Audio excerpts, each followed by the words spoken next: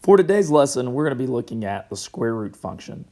By the end of our lesson today, we're going to be able to graph the square root function using transformations and be able to state the domain and the range for a square root function. So we're going to start out by graphing the square root of x in Desmos. And when we graph this in Desmos, we're going to see that our first point is at 0, 0. Our next point is at 1, 1. And the next point that we have is at 4, 2. These are the only ones that will fit on our graph that we have provided. Now remember, the domain is the x values in a data set. So here, the only x values we have are from 0 all the way to infinity. All right, so our domain is going to be 0 to infinity. So closed circle at 0, since 0 is included, up to infinity. You could also say x is greater than or equal to 0. And our range is all of the y values in the data set. And so that means that we're only looking at the values on the y-axis. And we notice that we don't have any values down here in the negative range. It is only starting at 0. There's a value at 1, a value at 2. There would be a value out at 3 and at 4, because this graph would continue up forever in the positive direction. So our range is also from 0 to infinity. And this would be y is greater than or equal to 0. Now, we're going to use this as our parent function. So the square root of x is our parent function. And we are going to now apply this using what we know about transformations. So again, our thought bubble over here, this has our general rules for transformations. Inside of our parentheses, plus tells you to move to the left, minus tells us to move to the right. And then on the outside, a plus tells us to move up, and a minus tells us to move down. So we're going to use this general knowledge that we have to apply our transformation here. And just for us, I'm going to put our parent function, y equals the square root of x, on here. And now we're going to apply this transformation. So every single point here needs to get moved according to the transformation. So this plus 3 inside of the square root is going to tell us to move to the left 3 units. And the plus 1 on the outside is going to tell us to move up 1. So the entire graph of our square root function gets moved left 3 units and up 1. So this point right here would get moved left 1, 2, 3 units, and then up 1.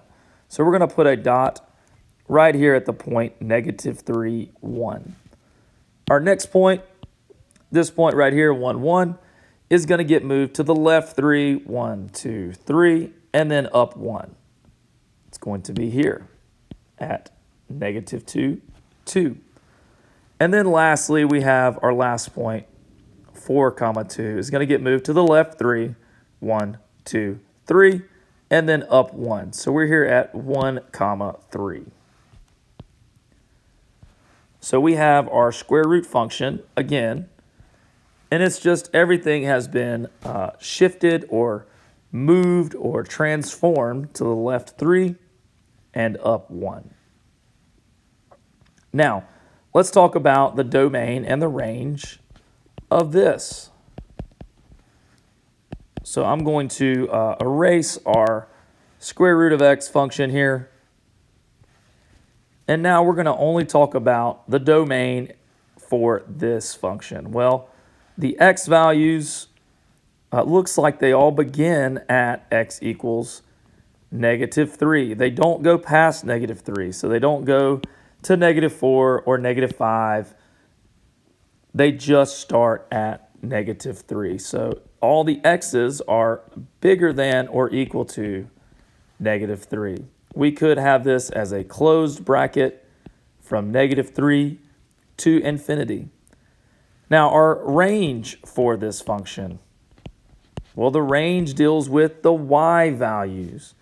And it appears that our y values never go below the value of y equals 1.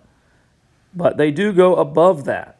They never go below 1, but they do go above 1. So our range is going to be y is greater than or equal to positive 1. So this could be close bracket 1 to infinity. So this will represent the transformation, and it also tells us what the domain and the range are for this graph. Let's look at another example. So here we have the negative square root of x. So we have the square root of x function, which we graphed earlier, was this function here. And now each of those points is now going to be negative. So the entire graph is going to be flipped across the x-axis. So instead of being positive 1, now when we plug 1 in, we get a negative 1. We still have 0, 0. All right, if we plugged in 4, instead of getting 2 for that, we're going to get a negative 2. So everything is going to flip across the x-axis, and our graph will look like this. So let's talk about the domain and the range for these. So the domain is all of the x values. Well, our x values appear to start at 0, and they go 1, 2, 3, 4, 5, all the way up into infinity. So our domain is going to be x is greater than or equal to 0. And we can do that with the inequality symbol or with the brackets and parentheses. Okay, let's talk about the range. So the range for this function. Well, the range is all of the y values. So we're looking at only the y-axis. So there are no y values up here in the positive range. They start at 0, and they are going in the negative direction all the way to negative infinity. So this is going to be y is less than or equal to 0. And you could say that it goes from negative infinity up until 0. Okay, let's look at our third example here. And now the x's are going to be made negative for this. So y is equal to the square root of negative x. So what this does is it takes all of our x values and now make them negative. So when we do this, this is going to flip everything over the y-axis.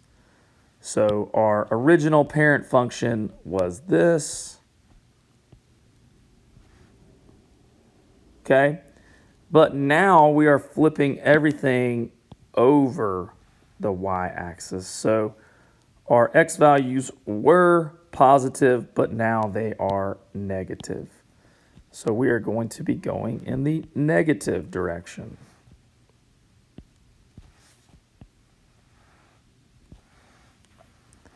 So what would our domain and range be here?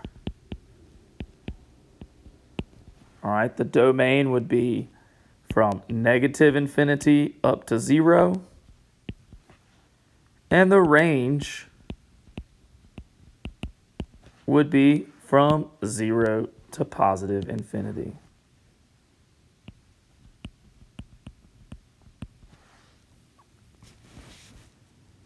Okay, let's look at our last example.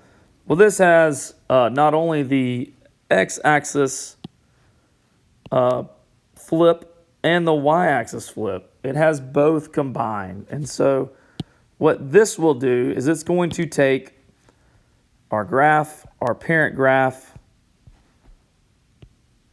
And not only are we going to flip them over the x-axis because of this negative sign, we are also going to flip these points over the y-axis because of this negative sign. So our graph is going to be at 0, 0. This will get flipped over to this side, and then this point will get flipped over to -4, -2. And so let's now talk about the domain and the range for this point. So the domain is going to be all the x values. Well, the x values here are from -infinity up until 0. And the range is from -infinity up until 0 as well.